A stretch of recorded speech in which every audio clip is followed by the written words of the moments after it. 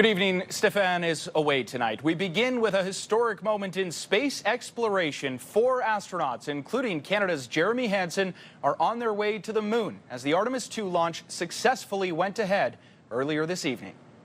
10. GLS is go 9, for core stage 8, 7, RS-25 engines lit. 4, 3, 2, 1. Booster ignition and liftoff. The crew of Artemis. This was the moment the Orion rocket launched off to space from Cape Canaveral, Florida at 6:35 this evening, officially beginning a 10-day mission around the moon and back. It will mark the first trip to the moon in 53 years. And joining Canadian Jeremy Hansen, Victor Glover, Christina Koch, and Reed Wiseman. There were several watch parties here in the capital, and CTV's Sean Varden has more on how people and space enthusiasts in our city witnessed history. 3, 2, 1. On Elgin Street, just outside the NAC, a crowd gathering to watch history in the making. It's a very proud moment. Yeah. I think it's a pretty cool moment. Yeah, for sure. It's cool. It's cool to get back into space. Just one of the watch parties in the capital witnessing something that has not happened in over half a century. I was sitting on the couch a couple of blocks away, and it was like a last-minute decision. Do I sit here, or do I go and be a part of that moment in history? And I knew you just had to do it. All here celebrating our return to the moon. It was nice to find out today that it was happening instead of just being at home watching it on the TV. I really like studying space, and it's been such a long time, so it's really nice getting to watch it live. The launch flawless. The crew of the Artemis II on their way to circle the moon, taking Canadian Jeremy Hansen further into space than anyone before him.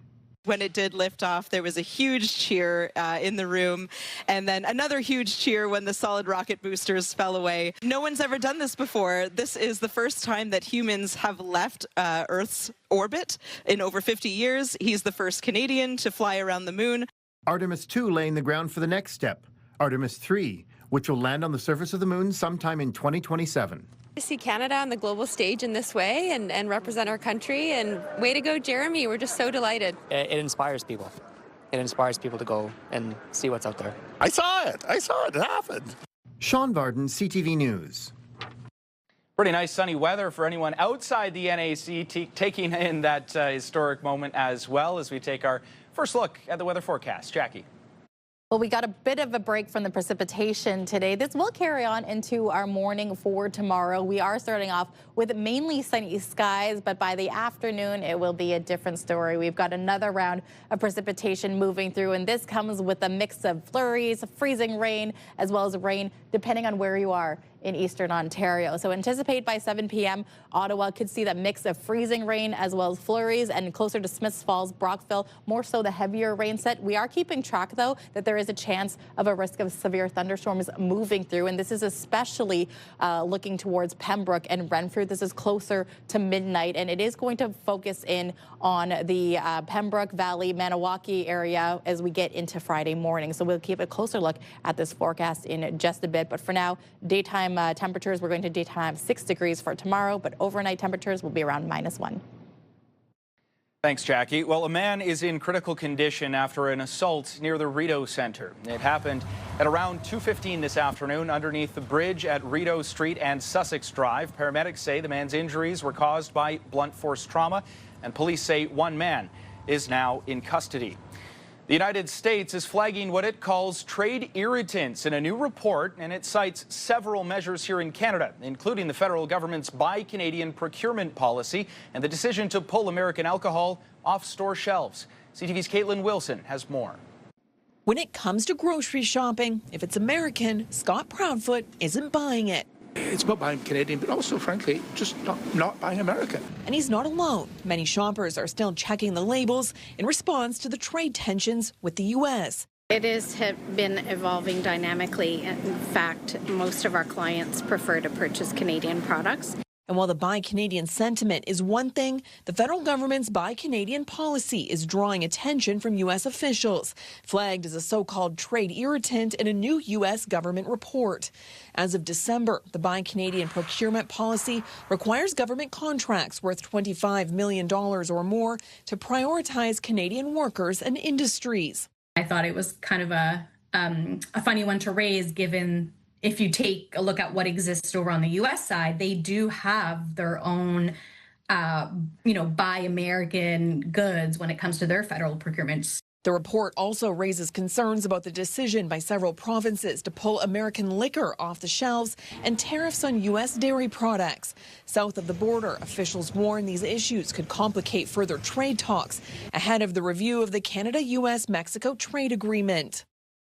There was a high-level meeting this week in Washington between senior officials from Canada and the United States to discuss these and other issues. So none of this is surprising to us.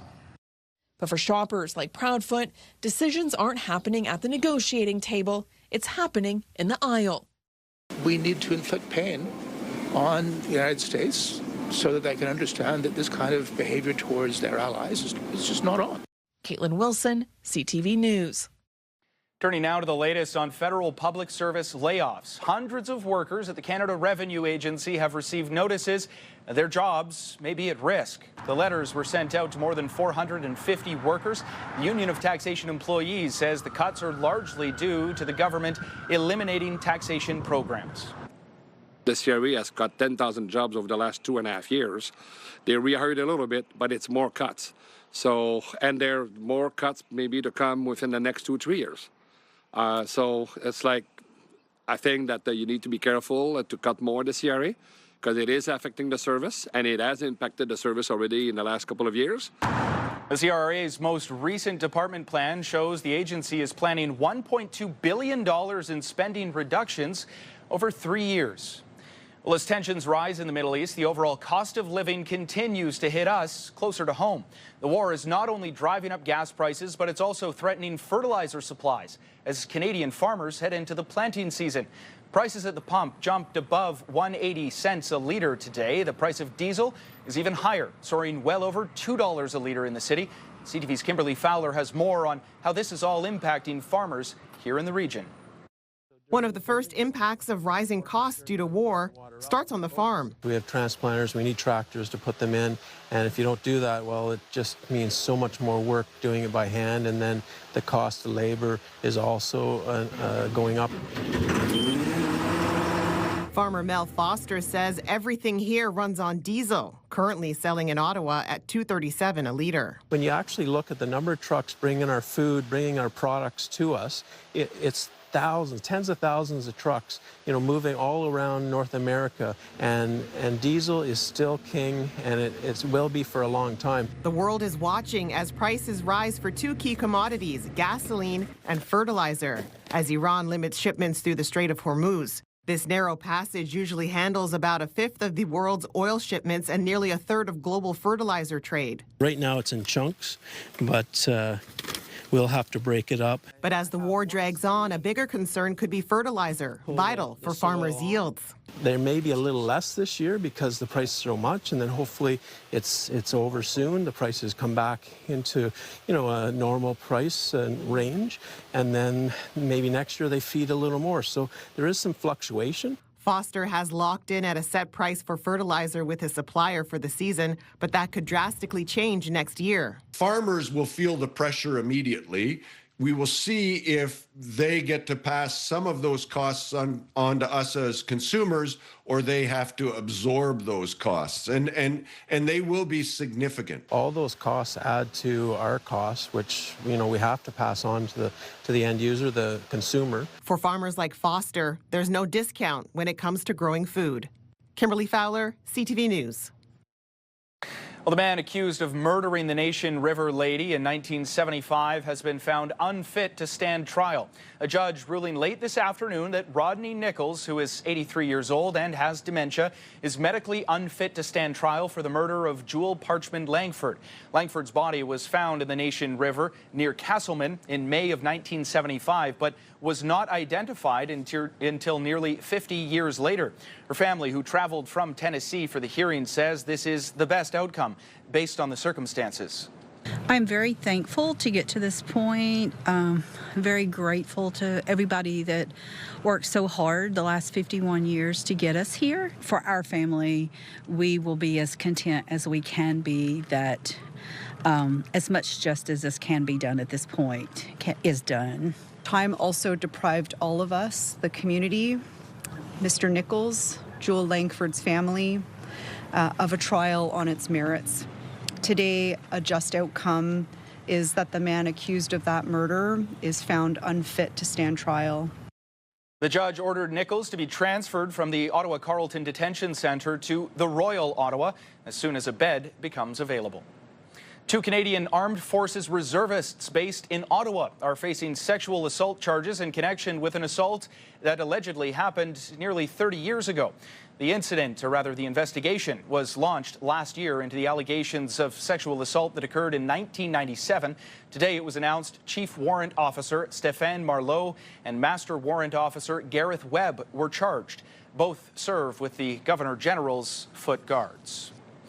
And police are looking to identify 3 suspects in connection with a distraction theft in Alta Vista. According to police, 2 women approached a senior citizen last Friday night in the area of Alta Vista and Smythe Road and attempted to remove her necklace. The suspects allegedly fled in a dark-colored Ford Edge driven by a man with dark facial hair.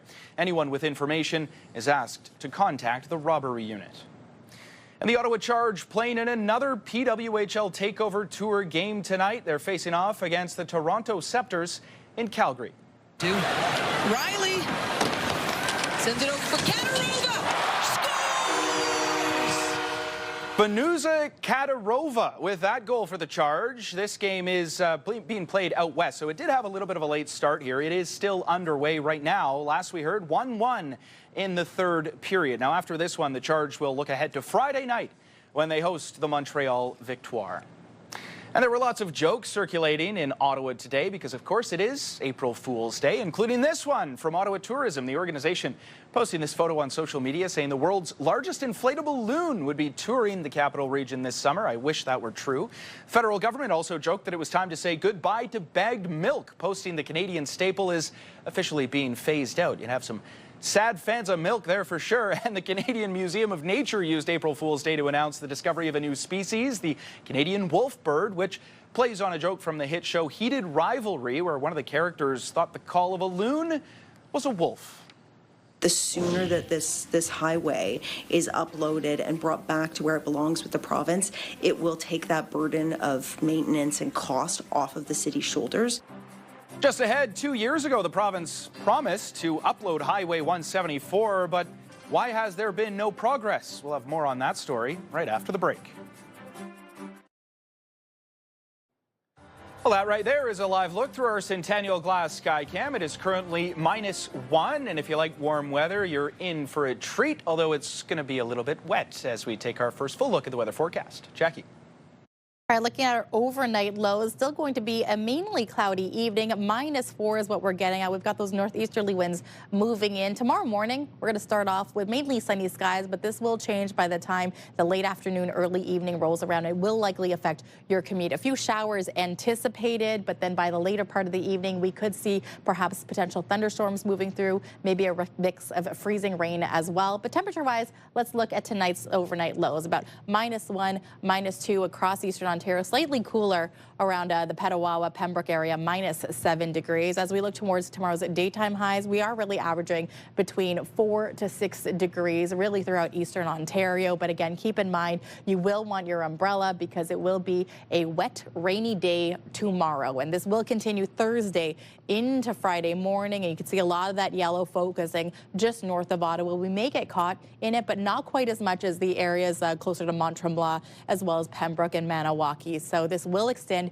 into Friday morning. We could still see some showers moving in. We are getting to a daytime high about 18 degrees for Friday, and you could probably enjoy that just after the noon hour, where the rain could likely be leaving the region for most of Friday. Now, taking a look, daytime high is 18 degrees for Friday. Saturday, we still might see some chance of showers lingering, but the daytime high is anticipated to 9 degrees. Meanwhile, Easter Sunday, daytime high is 7 degrees, and still the chance of showers will be lingering. The good news is Monday, Tuesday, Wednesday, we'll see a lot more sunshine, but the temperatures will likely drop.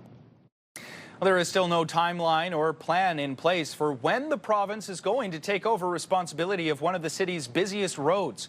2 years ago, the Ford government announced it would upload Highway 174, but since then, it appears little progress has been made. Here's CTV's Leah LaRocque. Helen McKay drives a student transportation van for a living in Orleans. I'm thinking, oh, which way should I go? But I'll go that way today.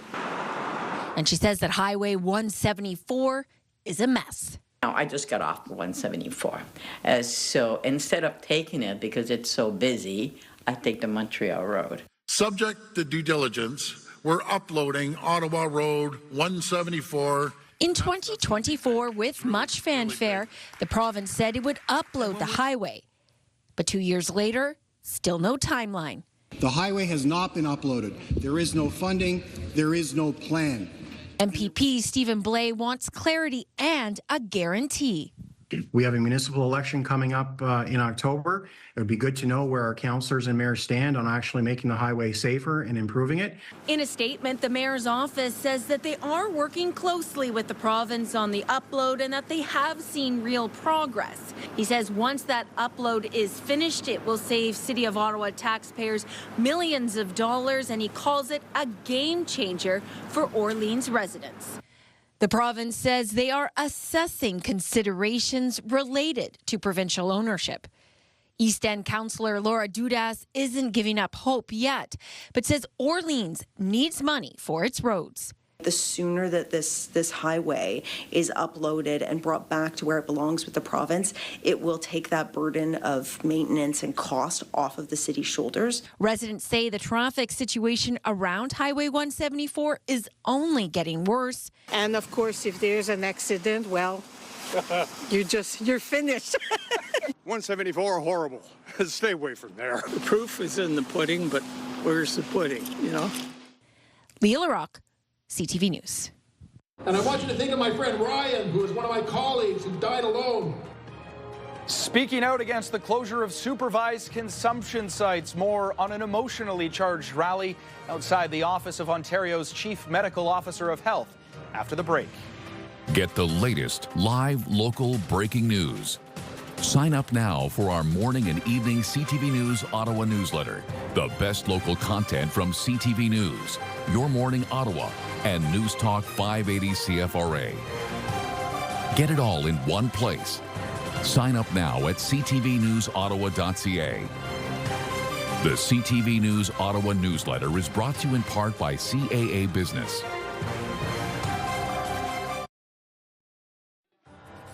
Workers who make minimum wage in Ontario will be getting a raise this fall. Starting October 1st, the minimum wage will rise to $17.95 an hour. That's an increase of 35 cents, and it comes out to an extra $728 a year for someone who works 40 hours a week.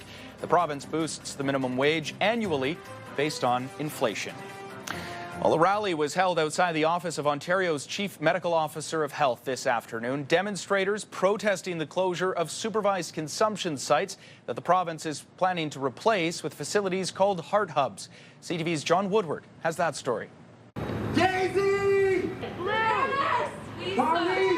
Protesters shouting the names of the dead. And I want you to think of my friend Ryan, who is one of my colleagues who died alone on Thanksgiving weekend. Others lying down, their bodies traced in chalk to symbolize the people who have died from overdoses. We all know so many people who have died. A grim number that may get worse this coming year with the closure of more supervised consumption sites, according to street nurse Emily McMillan. I'm seeing people die.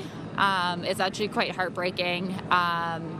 To know that supervised consumption sites do save lives. A handful of people that have died since the closures that I believe would have still been here if our sites were still open. The rally here is timed to be about a year after 14 supervised consumption sites across Ontario were slated for closure, with several more expected to be closed on June 13th. Numbers from researchers released last week indicated paramedic calls and ER visits are up, and early numbers said deaths could be as well. We are going to see more deaths. We are going to see more suffering. I'm not going to sit back as you put these injection sites in the middle of communities. Last week, the Ford government reiterated its support for converting those sites to heart hubs, which offer referrals to treatment but no harm reduction. This rally outside the office of the Chief Medical Officer of Health, Dr. Kieran Moore. Why is the Chief Medical Officer of Health winding down essential services that save people's lives? Ontario's Ministry of Health didn't make more available, but said in a statement,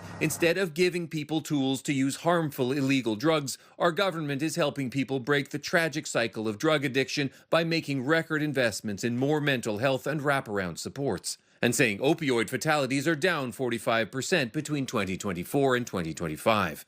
Appearing to bet the numbers will turn around. The people here don't want to risk lives to find out. John Woodward, CTV News. We're looking at about $1.6 billion that has already been, taken away from consumers and the brewing industry. And still ahead, details on the annual automatic increase of the federal government's beer tax that took effect today.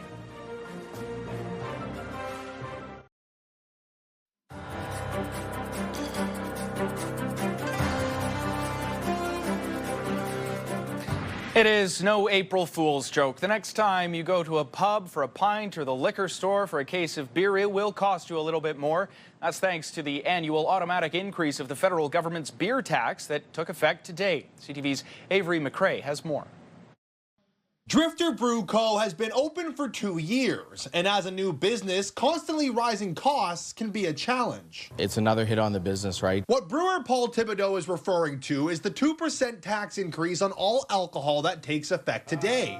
The alcohol escalator tax was introduced by Ottawa in 2017 and increases automatically every April 1st.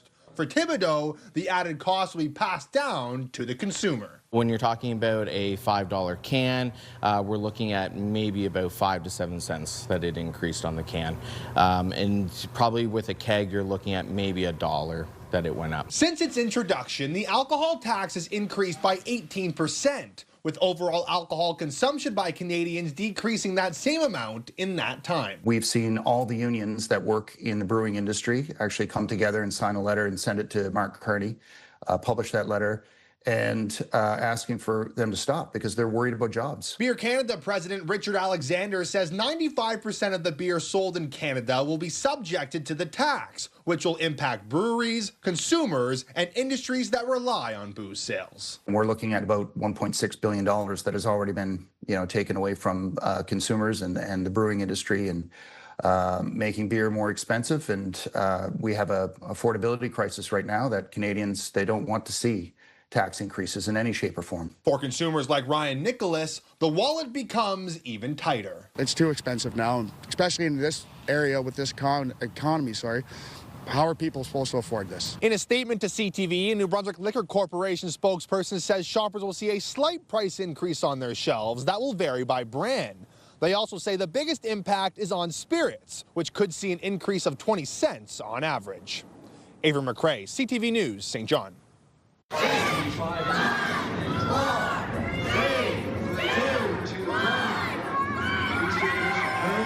Talk about excitement.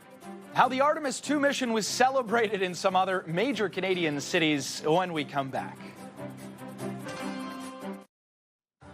One last live look through our Centennial Glass Sky Cam. It is still -1 out there, and despite a warm-up on the way, it's not going to be the best in terms of conditions. Jackie.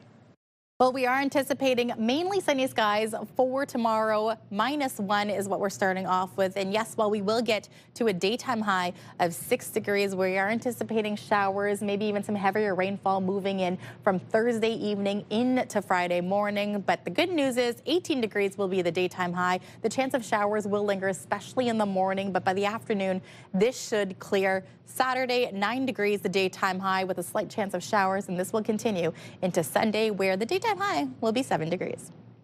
Thanks, Jackie. We leave you tonight with celebrations across the country as space enthusiasts witnessed history, the successful launch of the Artemis II mission. 4, 3, 2, 1. This was the scene at the TELUS World of Science in Edmonton. Hundreds of people, plenty of children as you see there, taking it all in on the big dome screen. While in Vancouver,